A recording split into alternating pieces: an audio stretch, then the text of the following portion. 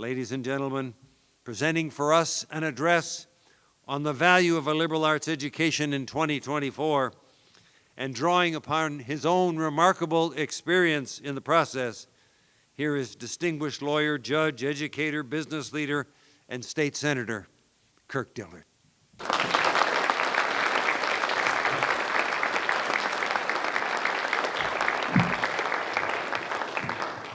Thank you, Professor.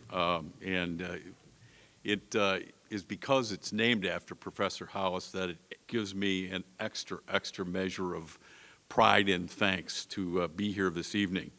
I have been asked at this university once to be the Founders Day speaker, where we ring the bell outside of Sherman Hall, and I was a graduation speaker once. And you invited me back. So hopefully those are good omens for tonight's little talk. One of my friends and heroes, who was the manager of the Chicago Cubs, Joe Madden, remember that? The Cubs were once in a World Series and won it. He used to have T-shirts that he would wear every day. And the year they won the World Series, he had a couple. One that he wore early and often was, quote, "Try not to suck." And number two was, "Keep it simple." So I'm going to try to do both of those things this evening. My wife, when I told her that I was honored to be asked to do this speech tonight, said, "Well, that should be a pretty easy speech." And let me tell you, it's not an easy speech to give this evening, and I'll tell you why later. But my wife said, "Hey, it's easy. All you got to do is say, do you want when you're talking about the value of liberal arts, do you want a society of morons and idiots, or do you want an educated society?" It's a little more complicated than that, but my wife, as she usually does, was succinct and put it in a nutshell. All kidding aside, my wife actually should be the example of the liberal arts value that there is. She's a graduate of the University of Wisconsin at Madison. She's a Wisconsin native, and my family on that side, and you'll hear later on, I lost the battle with one daughter who went to that university, liberal arts major up there. But my wife is a great example of the value, and what do you do with a liberal arts education? My wife was a political science major up in Madison, and her secondary degree was in Italian language. So what do you do with that? Well, you study abroad, and I'll talk about studying abroad in liberal arts and why this is so crucial in today's world, and liberal arts gives you the best opportunity, I believe, to study abroad. But my wife went to school in Florence, her last year at the University of Wisconsin, in a joint degree program. So this will sound crazy, but with the University of Michigan in Ann Arbor. So the Badgers and the Wolverines do get along, at least on foreign soil. But my wife went to work for an Italian family. And both the husband and the wife owned businesses in Italy. She spent a summer in Sardinia where she got the best tan of her life, she said. And what do you do after you've been in Italy for a few years, aside learn how to cook in a magnificent way? She came to work for the Italian consulate in Chicago. That's one of the things she did with that poli-sci Italian language degree. From there, because she could only work 3 years as a non-Italian citizen, Cook County noticed her because she was working in the county building a lot on issues with immigration and Italian issues. She was there, fortunately, she says, long before the Columbus controversy or Columbus statue controversy. But she went to work for Cook County. She used that to go to work for a large law firm as their office manager and a lobbyist in Springfield. And I would say that's pretty good use by my wife, nimble as she always is, of her liberal arts degree. Dean, and let me say for the first time publicly what an honor it is to say Madam President. Mindy, congratulations, Dr. Mindrup. I'm going to stick around and hear her address tomorrow, so this is a double header, Keith or Professor Bachman, so it's great. The faculty, I'll talk about you in a second, and Mr. Provost and the Vice Presidents, I'll talk about you in a little bit too. Professor Hallwas, in fact, Keith, that's the first slide. I can't live without books, and that's true of most liberal arts majors, from Thomas Jefferson, who wrote the Declaration of Independence. Let's go to the next slide. So, Professor Hallwas, I've followed your career very, very closely, and am so honored to be here tonight. My dad was a historian, social studies teacher. That's my dad, obviously, up there. And I still remember my father. He taught for over 40 years in the same classroom. So people that say teachers retire early, that's not always the case. My dad read constantly. I still remember his little chair by the window in our living room. And then my mom. My mother was the chief operating room nurse at Hines Veterans Hospital that's associated with Loyola University.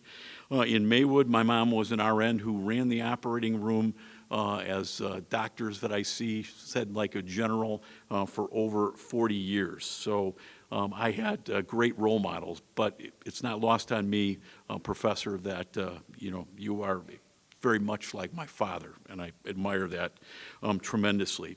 I also, I talked to the former alumni director of WIU the other day, and he said, well, John Hallwas and I have something in common. We both have 2 degrees from WIU, and we're graduates of the University of Florida. So Gordy Taylor said he's going to watch this thing online. He's in Florida. I can't imagine why he wouldn't want to be in Macomb, because I think our weather's better here than maybe down in Florida, but he said to say hello. And then it's not lost on me that the first speaker outside of the professor himself was Charles Helm, whom I knew and was kind of a contemporary around here in my time. So tonight, I want to cover just a few topics. First, I want to talk about the greatness of Western Illinois University, a favorite topic of mine. As Professor Hallwas said, I was the Alumni Council President. Talk a minute or two about our alumni, especially our liberal arts and science alumni, who are leaders throughout the world from this institution. I'm on the Board of Trustees, which makes the speech sort of unique, and you'll see later on maybe a little uncomfortable. I want to talk about the Board of Trustees and our view of a few things. Then I'll talk about my career very quickly, about the liberal arts and sciences things that I was taught here, how it works in the real world. Talk about liberal arts' critical importance to this crazy world, and it's more important today that we have liberal arts than probably ever before. And then I look forward to answering any questions you have at the reception, and also getting your input and thoughts as well. I notice this is called a lecture, but I like at the end of the poster where it's talking about the reception, it says after the talk. So my style is not to lecture, that's your job, although lecture kind of reminds me of my mother yelling at my sisters and myself in the kitchen where she usually caught us doing something. So this is a talk, it's not a lecture, and it's cute. I'll talk about my mom as I did a second ago, but my sisters and I during that lecture, we used to kid her. She's from Kentucky, and we'd say, let's get her mad so she talks hillbilly.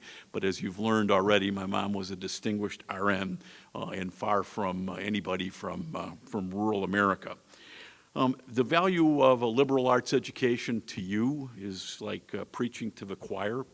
You can do it better than I can, and that's why I'm going to call it a talk. I'm a true Gemini, and that's one of the beauties of being a liberal arts major.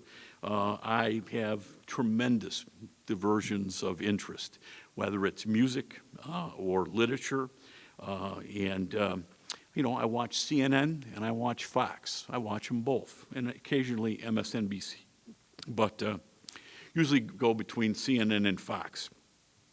I love Dr. Hallwas for something else, too, and that's his love of the Midwest and his love and teaching of Illinois history. I thought of you about 2 Saturdays ago when I was in Springfield, Professor. I went to the John Mellencamp concert at the University of Illinois in Springfield. He sold out in about a day and a half.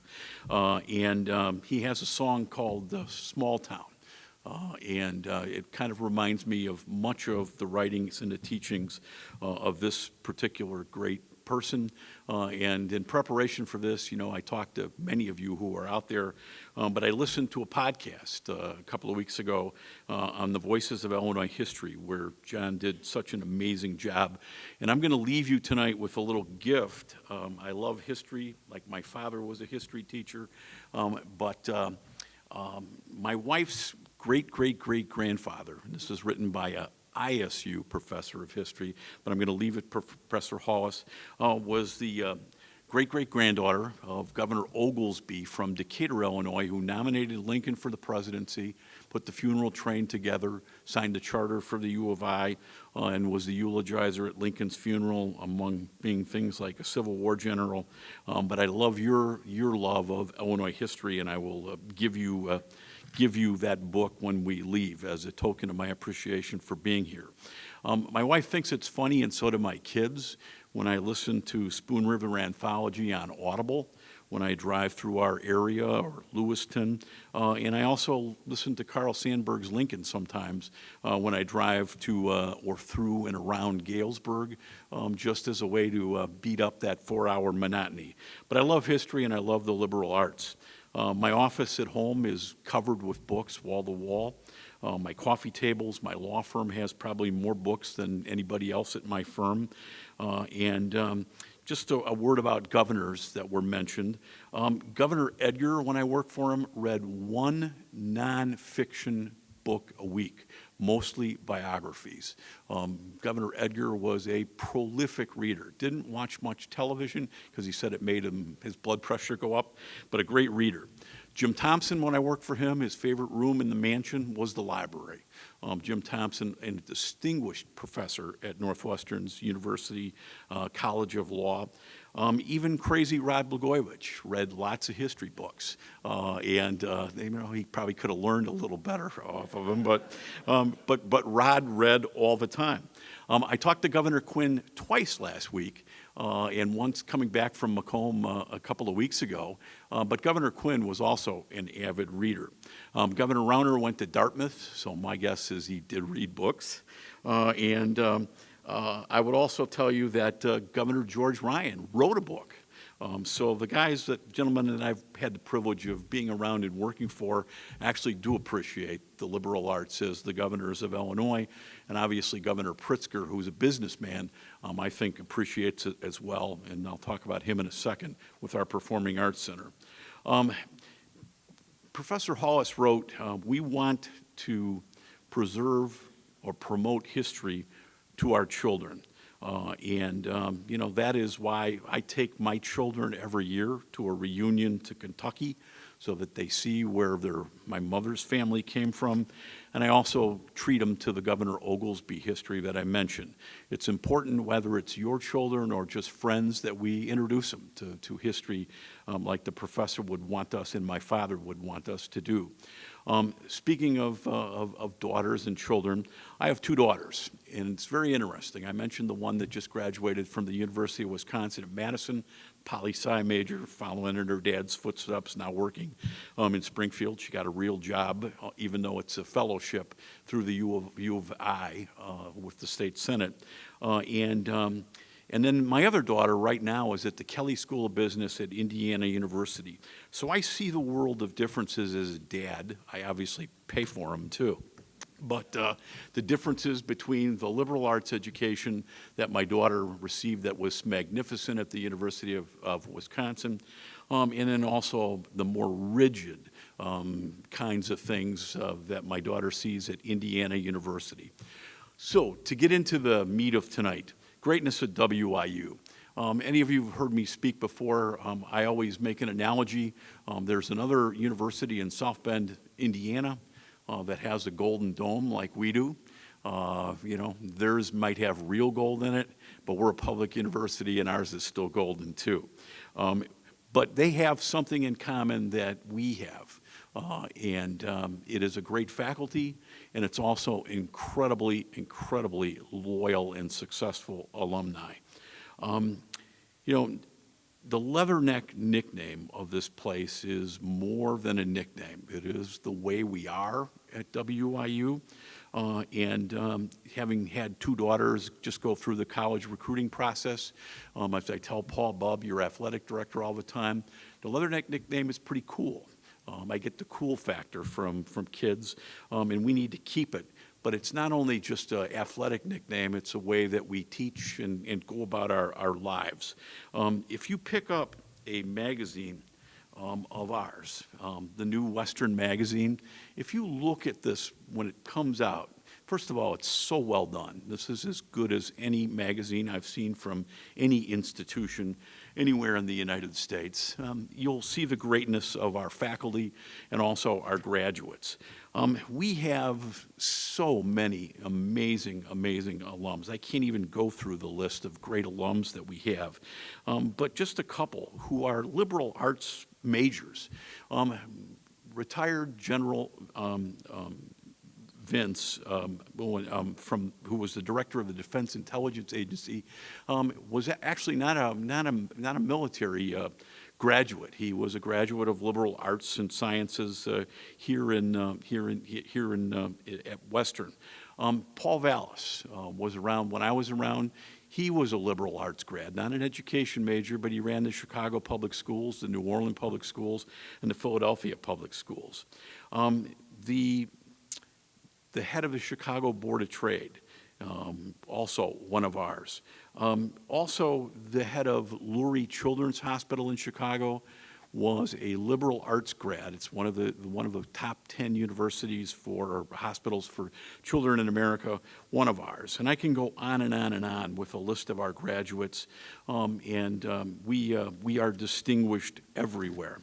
I'll talk about a couple of more of them later. Also, just our awards and recognition. Let's see, Keith, if it's the next. Go one more slide. There we go.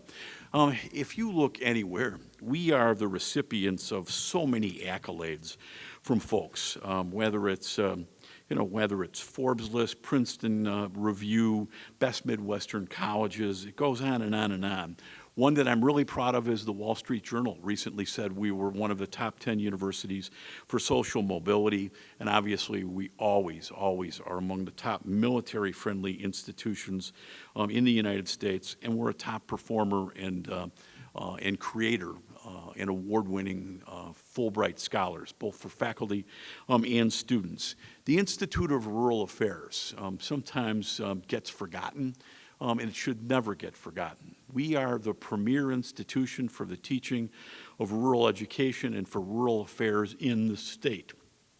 We need to publicize it more, and we need to remember that this institution, and we just got a tremendous gift, is the leading education teaching institution for rural America. And I also always love to brag that we're the only major university in America that actually has access to the Mississippi River like we do. Our band, our marching band, just was awarded a national accolade with respect to their performances here at Hansen Field. So when I look at our mission statements and things that were higher values in higher education, and Western Illinois University will be the premier undergraduate education among all universities in Illinois and selected discipline and beyond our borders, that is absolutely true. There's an old saying that came from Andy Crouch, who says that it is within institutions that our most significant human experiences take place, and institutions are at the heart of cultural making, which means they are at the heart of human flourishing, and throughout the world, those go through institutions, and I would say like Western Illinois University. The Performing Arts Center, before I move on to talk about other things, Professor Bachman, there's the picture. I cannot begin to tell you how much that building, and it's more than a building, means to this institution in our region, how it's going to be a tremendous asset to the liberal arts and sciences of not only the students here at WIU, but the region. And it is a boost, a recruiting tool, and just a tremendous addition to this particular campus. I want to thank the faculty. When this was publicized, I can't tell you how many social media post I got or emails from people on LinkedIn and Twitter and Facebook. And they all said the same thing. Hey, will you tell the faculty, thank you very, very, very much. There's a plaque that I saw recently at a great university in the Midwest that says, it takes a person to plant a seed and grow a tree that will provide shade to someone that they may never know. And that is what the faculty did for me, and that's what you're doing for you tonight. Recently, I came, and I believe it was you, Professor Hardy, that asked me to come to an event, and it wasn't lost on me. I was looking at the awards program for different things, that there were 3 that jumped out at me, all on the same page. The Gordon A. Taylor Student Leadership Award, and I mentioned Gordy earlier, but I was lucky to have him as a tremendous mentor. And then Dr. Don Marshall, who was instrumental. I can still hear Don's voice, Professor Marshall in political science, say, take out your people versus, or people, the Safel book, the people, and turn to page 38 or whatever. But that was my political science 122 teacher. The Don Marshall Award for Excellence in Student Government is here. And then Bill Bratton, who the lounge right behind us is named after, also was a great friend and mentor. But to the faculty and the staff here, you're world class, and that's why we have the distinguished alumni that we do throughout everywhere, throughout the world. Some back of the envelope calculations, that's what trustees do the best. If you ever see me on my phone during a trustee meeting, I do have the WIU phone case. It's not as if I'm taking phone messages. I'm usually on my calculator, doing some mathematical, as the great vice presidents will know, doing some mathematical computations. But liberal arts and sciences here, arts and sciences, you're about 36% of, I think, the tuition revenue that is generated at the university. On your costs are about 35%. So I don't want to tell you how to do your, how to do your lobbying, but that's a number that you ought to remember. We have an amazing alumni association at WIU. First of all, it has that beautiful house across from Olson Hall. But our alumni association has won the Council of Advancement in Support of Education called CASE Grand Champion Award multiple times. And we have one of the best alumni associations in America. If you watched last night, talking about our grads, the ticker at the bottom of the screen on ESPN during the championship game, that's a WIU alum who puts together the ticker that runs at the bottom of ESPN. Last year, just in the last year, we have put one of our own, she was just here for Law Day, Justice Mary Kay O'Brien is on the Supreme Court, a WIU graduate. The mayor of Savannah, right up the Mississippi River, Tony McCumbee is the new House Republican leader in Springfield. The new COO of CAT is our graduate. And also right now, in fact, we just went to see her, many of you went to see her, or some of the Alumni Association went to see her on Broadway. Melody Betts may win a Tony Award for her portrayal in The Wiz, which is on Broadway right now. One of our graduates and she mentions Western Illinois University as part of her career in a Chicago Magazine article that ran last month. And then Rick Lavin, for example, a liberal arts grad, not a business grad, ran one of the 5 top divisions of CAT, which may be our most important employer, right with John Deere in Illinois. I can go on and on and on, and I will just close by saying, every time I watch Sunday Night Football in America, Rodney Harrison, who's on there, is one of our graduates as well. And we also have a brand new adjutant general in Illinois, Marty Green, head of the Illinois CPA Society, although he's not a CPA, as the new adjutant general in Illinois. Marty, a proud alumni of this place. And I can go on and on and on about that. The Board of Trustees. First of all, it's an honor to be there. And we have a great cohesive group of trustees.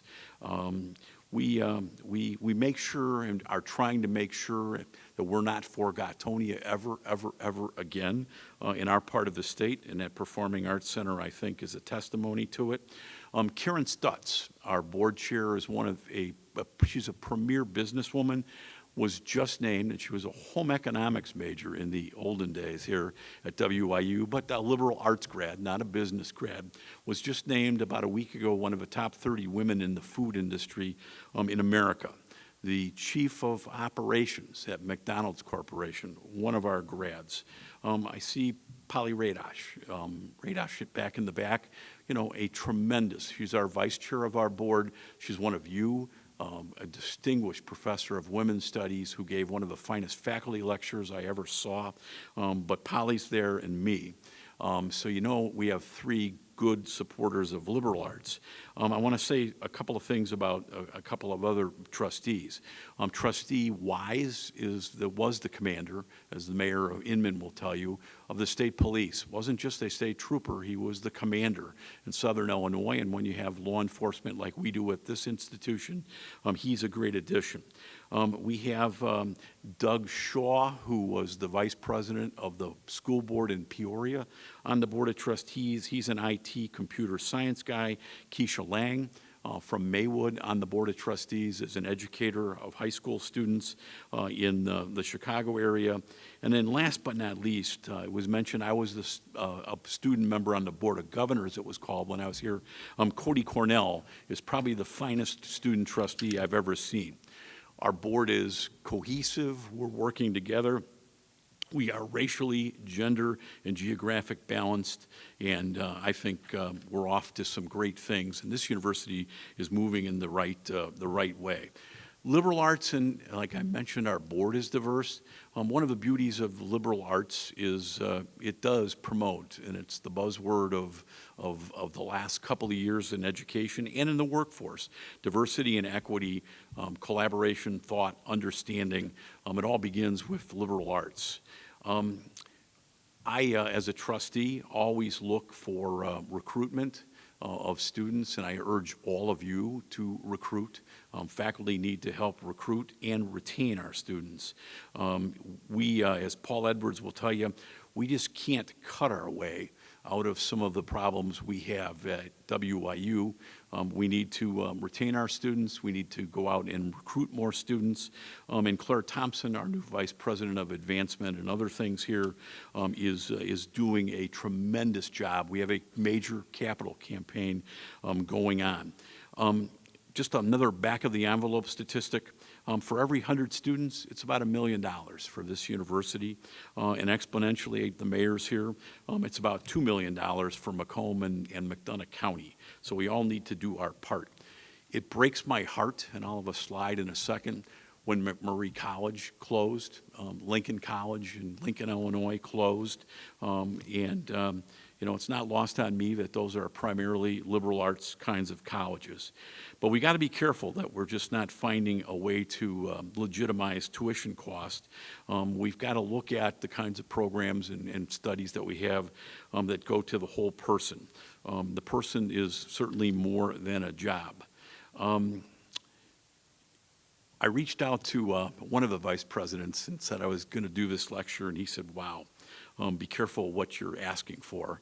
It's a tough road to hoe in these times to be a champion of liberal arts, and you've got to ask, and he gave me all the reasons we all know that, you get critical thinking skills, and students learn how to apply real scrutiny, and to any speech or argument or anything they read out there. They're great at problem solving, and he went on all the virtues that I'll talk about in a second.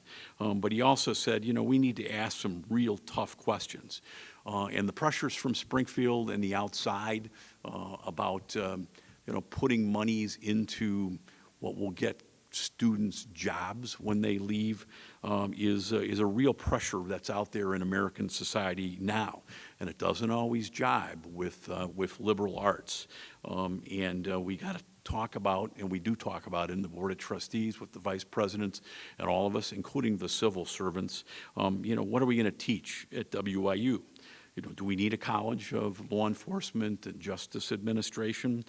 Should we have it? Should it be its own?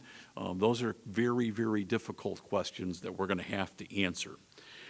So my journey in liberal arts, it was mentioned that the law firm, I work at an AmLaw 100 firm, begun by a gentleman from Stronghurst, Illinois, right up the road, John Lord.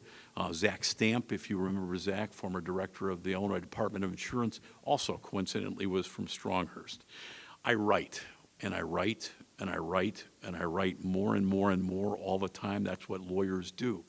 Most cases, even though I was in court and a trial lawyer once in my life, 85% of the decisions in court are essentially made by the written word.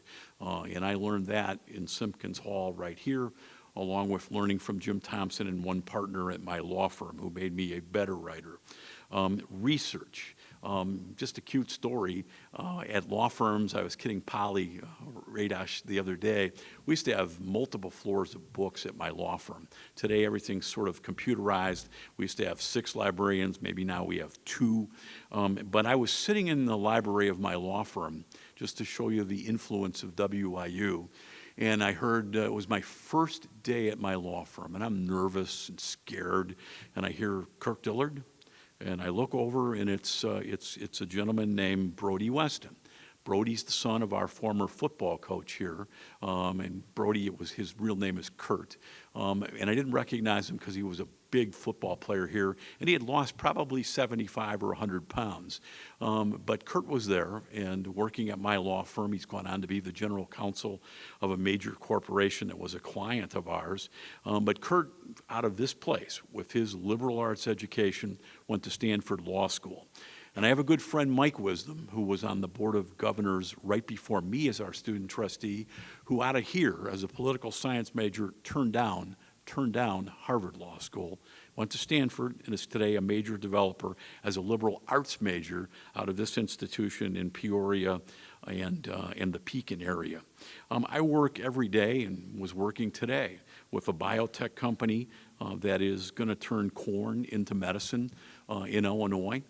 I work with ethanol plants, I work with seed corn processors, and my life at a law firm is diverse. I work with engineers every day. The University of Cincinnati former dean, Victor Schwartz, who's always on the National Law Journal's small list, along with Dan Webb from Bushnell, Illinois, one of our liberal arts students here, one of the top 10 trial lawyers in America in every survey. Victor Schwartz, the dean of Cincinnati's law school, asked me one time, what do you read every day? And it was kind of his test as a former dean of a law school. And I said, I'm pretty varied. I read the New York Times, I read the Springfield State Journal Register, the Chicago Tribune, I read Politico, I read the Chicago Sun-Times, I read Capital Facts. I used to read the Naperville Sun when I was in the Senate, Suburban Life on Fridays. And I also told them, and I admitted, I read People magazine, I read the National Enquirer, and I read the newspaper, the Southern Illinoisan, because Southern Illinois is very different than the rest of the state of Illinois. And he said, that's good, because to be a great student, you need to be well-rounded, and you need to know pop culture as well. My mass transit career, every day, it's like drinking out of a fire hose. And Keith, let's put up, there's a slide, there we go. I deal every day as the chairman of the Regional Transportation Authority in Chicago, and I also chair of the Chicago Skyway Toll Bridge, which is a privately owned toll bridge that goes from Chicago. But I deal with accountants, investment bankers, cybersecurity, IT, human resources, marketing, world trade, finance, banking. I deal with the Chicago police, and I had meetings last week on the Obama Library, which actually I told the Board of Trustees the other day very much looks, Billy Clow, like our Performing Arts Center. I deal with the dreaded statistics that I tell my daughter at the Kelley School of Business. Hey, even dad's got to deal with statistics every day. But most importantly, I deal with diverse work teams all the time. Diversity of what their educational backgrounds do. With my liberal arts degree, I have to analyze complex issues and spot issues in a heartbeat. Just the RTA, one quick commercial. As the professor said, before the pandemic, we moved about 2.5 million people a day. 1/6 of Illinois goes to work on the regional transportation system of Chicago. We have 15,000 employees. I have a $4 billion operating budget and a $4 billion capital budget, and I oversee $150 billion in assets, all with my little old poli-sci degree from Western Illinois University. A man at the train the other day, I still take the train in, I was sitting and I mentioned, Wall Street Journal, I read all these newspapers. I still get the newspapers. They're on my driveway at the end of the street every day. I read lots of stuff online too, but this older man, and he was older, had gray hair like me, said, "Wow, Mr. Dillard, it's sure nice to see people really read physical newspapers anymore." But I think that's critical to our society that we do this. My thoughts on the value of liberal arts, which is really what this is about. I reached out to my friend Billy Clow. And I said, I got to give this Hallwas lecture. What do you think there was? And he sent me a nice email, and he said, well, there's a reason, Senator, they call it arts and sciences. They thrive on each other. He just, as I thought of Billy in this quote yesterday, we had the eclipse, and Billy says, artists looked at the night sky and saw celestial bodies and thought we should go there, and science is how we got there. I couldn't be more correct. I read a piece recently by the president of Champlain College in Burlington, Vermont, who said, what can higher education still do for you? So I started to do more research about what the value of just a college education is, and I mentioned that nice institution in in South Bend, Indiana. But U.S. News had a wonderful story recently called "Colleges Are the Golden Ticket, Whether They Are Elite Colleges or Not." And I mentioned our alums, and I will tell you, in the Fortune 500 world of this company or United States and world, there are as many WIU and Eastern Illinois graduates there with liberal arts degrees than there are some of the elite places. I'm big on fellowships, and I would encourage all of the fellowships. That's how I started. Professor Bert Southard with Neil Flynn, one of our graduates, got me into the Illinois Legislative Staff Internship Program. But I think liberal arts give you the ability to have internships more than perhaps other disciplines do. And I would encourage all of you to get anybody you can into a fellowship or internship. You don't have to be named, and please tell all your students, you don't have to be named Daly, Kennedy, or Madigan to have fellowships or internships. I didn't have and didn't know anybody. My dad was a teacher and my mother was a nurse, and I became the governor's chief of staff. The same with Governor Edgar. His mother was an assistant in the athletic department at Eastern Illinois University. He didn't know a soul, and he did it through internships, fellowships, and hard work. I mentioned studying abroad, but Tom Friedman, one of my favorite authors from the New York Times, wrote a book called The World is Flat. Again, I think liberal arts gives you the ability to study abroad, and it's never been more important that we live in a globalized world, that we are studying abroad with all of the world's problems that there are. Wasn't lost on me. 2 Sundays ago, I watched NBC's Harry Smith, who's leaving. He's one of the great journalists. I always watch him on Sunday mornings. He's leaving NBC to go teach curiosity at Central College in Iowa. Harry Smith, one of America's great journalists, leaving to go teach, think about that, Provost Mossman, curiosity at Central State. I think that's wonderful. I went to a City Club speech about a year ago, and the presidents of Millikan University and Knox College were there. And they were obviously singing the praises of liberal arts. I actually took notes. And one of the things that they talked about was, in liberal arts, our graduates and students have passion. I always talk to my Kelly School of Business daughter, who might not have the passion that my daughter did in the liberal arts at Wisconsin, but we need to teach passion, and 80% of college grads today really don't have passion, and we need to do that. The president of Knox College said her liberal arts grads are going to work for the Burlington Northern Santa Fe Railroad, the largest employer in Galesburg, in jobs that aren't related to liberal arts. So we need to, as liberal arts aficionados, look to the John Deeres and the Cats of the world to employ our students. The one thing that I think they stressed, those two presidents, is that their institutions, like WIU's institution is in the liberal arts field. We teach people to solve complex problems, and we need to step up as a regional university, Professor Hallwas, to absorb the gap that's left when Lincoln College or McMurray College close. When I see these smaller liberal arts, the private ones closing, we need to step up and absorb their students, and not only for our retention and recruitment, but also for the betterment of society. I encourage all of you as faculty members to write letters to the editor or op-ed pieces. I know John does it. Jim Nolan, Professor Nolan, who taught here at Western Illinois University.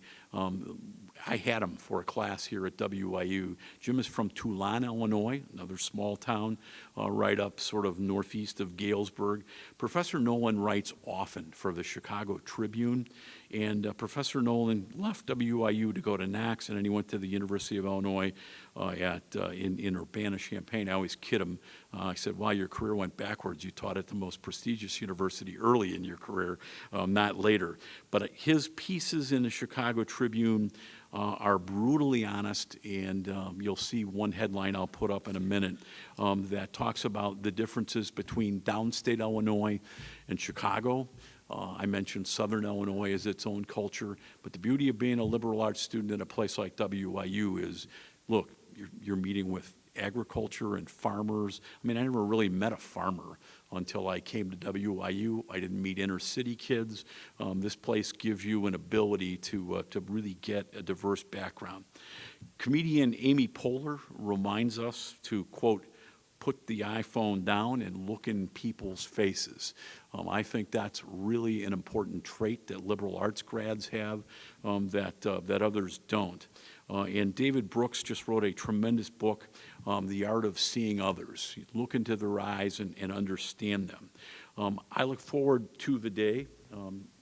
And that book everybody should read. I was going to bring my own physical book, but my wife's got it. But a New York Times bestseller, a great book, especially for liberal arts grads or anybody. I look forward to the day when there aren't jokes about liberal arts majors. When you look up and you Google search, you're going to see lots of jokes about liberal arts majors. You know, there's nothing wrong with being a barista or living in your parents' basement. In fact, I would love to have my kids come back and stay more with me. But I also look for the days when there are no jokes.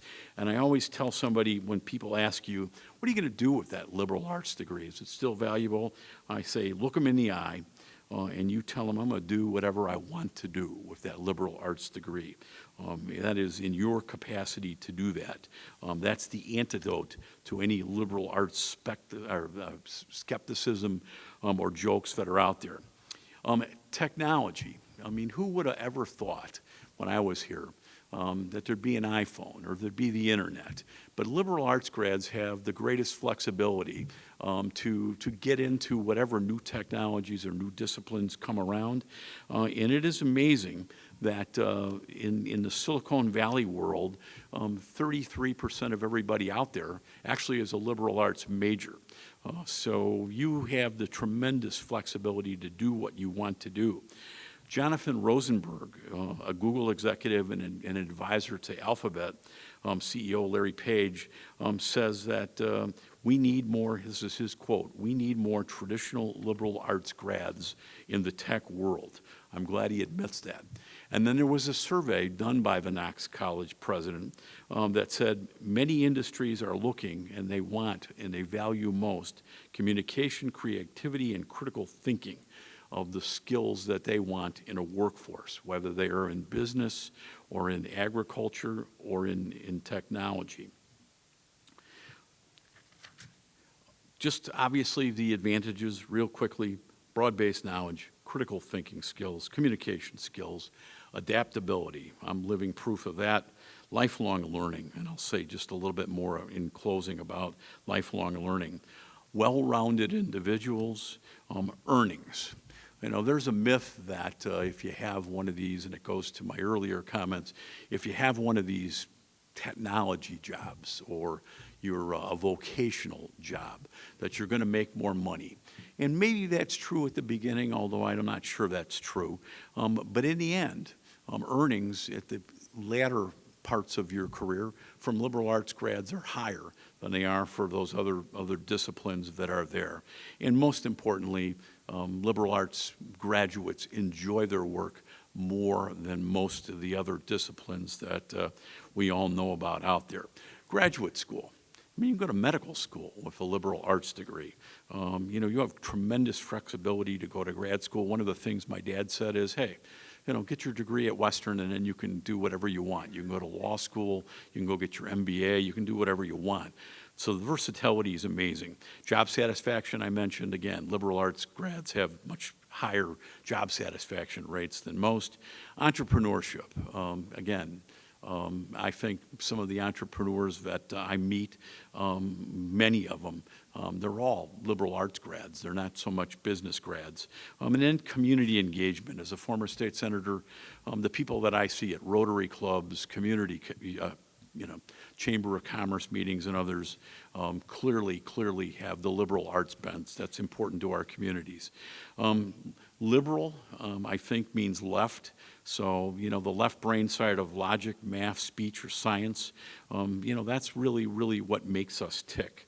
It's the human side of the equation, you know, and without that left brain thinking, as I call it, I don't think I would have succeeded in my career, or the other people that I've aforementioned wouldn't have succeeded as well either. I probably don't know how to fix your car as the chairman of the RTA or as a state senator or lawyer, but I do understand the implications of not building roads, of why you don't build roads in some instances, why mass transit is better for the environment than driving a diesel power automobile. So my thinking and my, you know, is just as important as somebody who can actually fix the car. My grandfather was a German immigrant, and you know, one of the benefits and beauties of American education, as a side to that espoused throughout other parts of the world, is we value a society that has educational process, thinking, and just not specific training. So whether you're a business person, a teacher, a farmer, or a lawyer or a politician, we need higher ethics and higher virtues everywhere in society. And that's what makes our American system of higher ed unique, because its purpose is much more about making citizens and leaders than just producing workers. Former trustee of this university and a chairman, Bill Epperly, when I wrote him and told him I was doing this, he goes, wow, you're a glutton for punishment. But one of the things Bill wrote back and said, make sure in this service-oriented world, and Illinois has many more service-oriented jobs than we ever had. We used to be, we still are a leader in manufacturing, but we used to be primarily a manufacturing state. Services are where it's at. Bill said, look, without a doubt, and he's a senior vice president or former senior vice president of State Farm, in today's service-oriented economy, the liberal arts major is more important than ever, and that's a larger and larger component of Illinois' economy. Professor Bockelman gave a tremendous speech here and a lecture here, and I told him, wow, Keith, you stole, you know, most of my ideas. But Keith and I agree, as I'm sure Professor Hardy does, and I read his outstanding lecture here as well. Liberal arts in this polarized world politically is more important today than it's ever been in the history of this country. Keith points out that so many people today will say, well, what does CNN think? what is Fox News telling me to think? Instead of thinking it out for themselves, that their education here or somewhere else may get. So to wrap up, Keith, there's a bunch of slides that I just want to run through very quickly. Again, Valparaiso University, a friend of mine is the president of Valpo these days. I went over for Western Illinois' basketball game, and I sat with Jose Padilla, who was their president, and many of the things he was telling me, President Mindrup, are the same issues that are facing our institution. It hurts me to see that they are thinking about getting rid of certain curriculums, and it really bothered me because it was once on my short list before DePaul to go to law school at Valpo. But it just bothers me when that happens. Over half of our grads or people in the workforce are doing jobs that their degrees actually weren't meant for. And I think I'm a living example of running the regional transportation system in America. I was not a logistics major. What's next? Fragility and anxiety, closing the door to students' resilience. I worry, my daughter calls all the time and tells me how hard her classes are. But, I think, we need to address that. And we've done some really important things here with respect to mental health and the kinds of things we are using to assist our students here. But it's a major issue that I face and we face, the Board of Trustees. The unwoke. This is Florida, Dr. Hallwas. I don't know if you've seen this article. But the president of the University of Florida, and I mentioned, and I live it every day, especially at the RTA, where I have a majority-minority workforce in mass transit. We always have to walk this fine line of not going too woke. All of those issues are really important, but we have to walk that fine line every day. And John, you may want to read this about how the University of Florida, in a state that actually is pretty conservative, and we all know who their governor is, they walk that fine line every day, and we need to do it at Western as well. Why Americans have lost faith in the value of college education. Again, U.S. News told us you shouldn't because, the college degree is still the golden ticket, as they call it. Jim Nolan, I mentioned Professor Nolan, but, you should write op-ed pieces that, number one, get Western Illinois University's name out there, but most importantly, your message. Again, Jim was a professor of mine here, and one of the best explainers of the diversity and culture and how big the state of Illinois is. We are two states, he says, and being in a liberal arts class here helps us talk to one another from different regions. This CEO was offering $100,000 to have people come and skip college. Bad idea, let's just put it that way. But that's the mentality of so much today of the business world that we're going to have to educate. Harvard applications fell 5%. We're not an elite school like Harvard, but those elites, as you've read in the paper, have major issues with respect to some of the things that have been going on. And I don't think here have the Palestinian versus the Israeli issues. We know about them, but they've really taken over some of these schools. But, it hurt, not that Harvard has a need for more money, but their enrollment, their applications are down. This one's really important for the rural area that we represent. If you live in a rural area, you probably don't get access to all of those things I mentioned. So, when I heard about, and I wasn't on the Board of Trustees, the budget issues of Tri-State Radio and others, I just worry. And I see Mayor Carper out here, Mayor Inman's here. I worry, what we do with our local newspapers. Jim Nolan actually, I believe, has a newspaper in Toulon, but we need to really, as this institution and the Rural Affairs Institute, we need to make sure that the people of rural Illinois have the same access to civic messages and other things that other people do. College of DuPage. I serve on their foundation board. I think it's important that I know the importance, and President Mindrup and the Vice President see things. I send them all the time about community colleges, and we need to get community college transfers here and other things.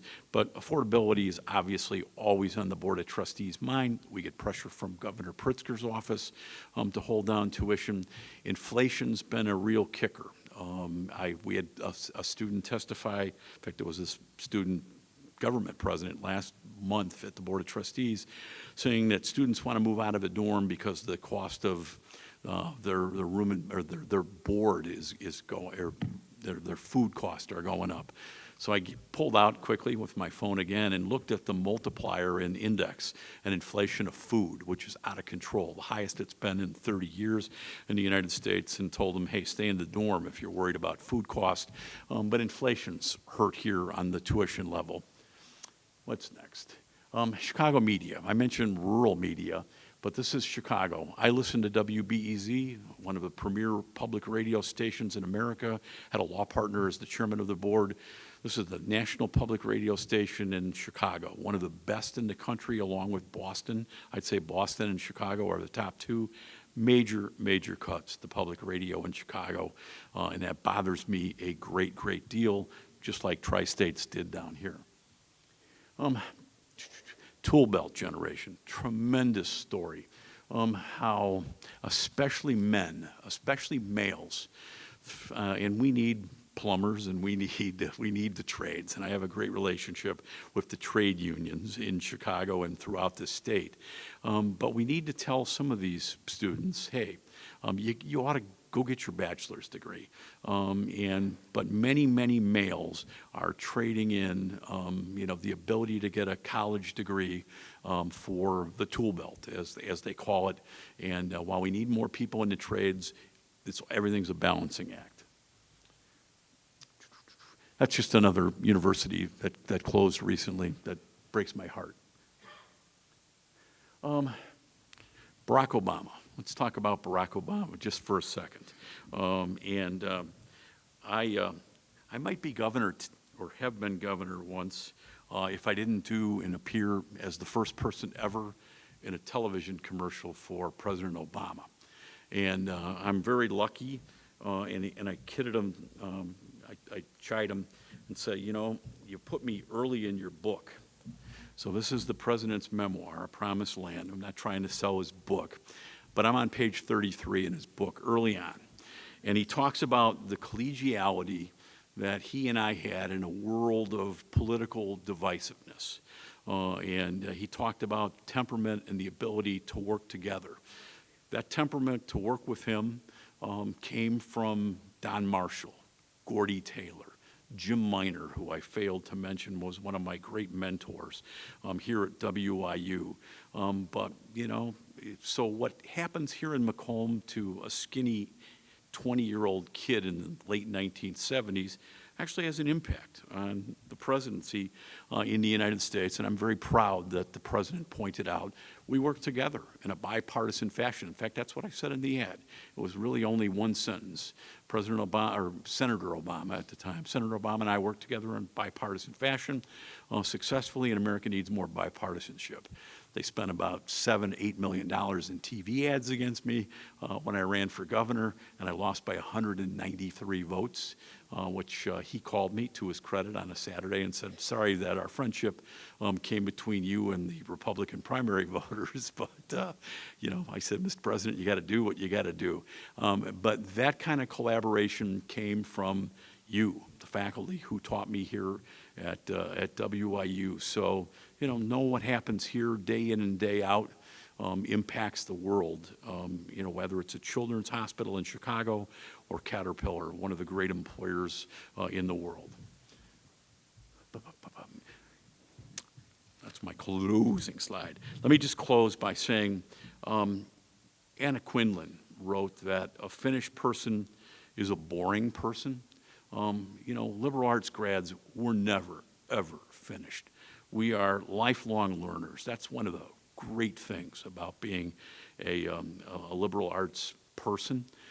Sometimes, and I have a brother-in-law who is a great computer scientist with with one of the great computer companies in the world.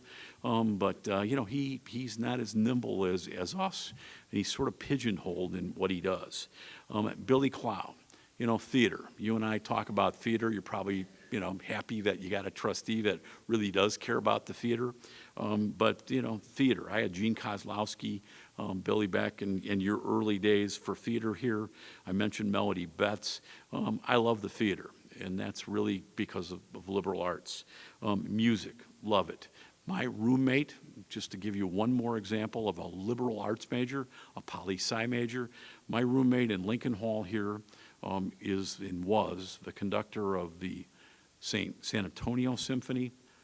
He was the music director of the Phoenix Symphony and the New Zealand Symphony, and he was a poli-sci major here at Western Illinois University, who went on, and he loved the music so much in Brown Hall. Wait till he sees our new Performing Arts Center, that he became a music major and a major symphony conductor. I love music. I love all kinds. Thirst for knowledge. It never ends. My dad constantly taught me that. And last but not least, healthier. You're healthier physically and mentally if you have a quest for learning. I am undergoing a little battle right now. In fact, you give me my first day off of radiation treatments in more than 25 days. I told them I have to go give a lecture in Macomb, Illinois, and one of the nurses asked me, where's Macomb? So I get tomorrow off from my radiation. But nursing at this institution, probably one of the finest nursing programs we have, 100% pass rate on the nursing exam.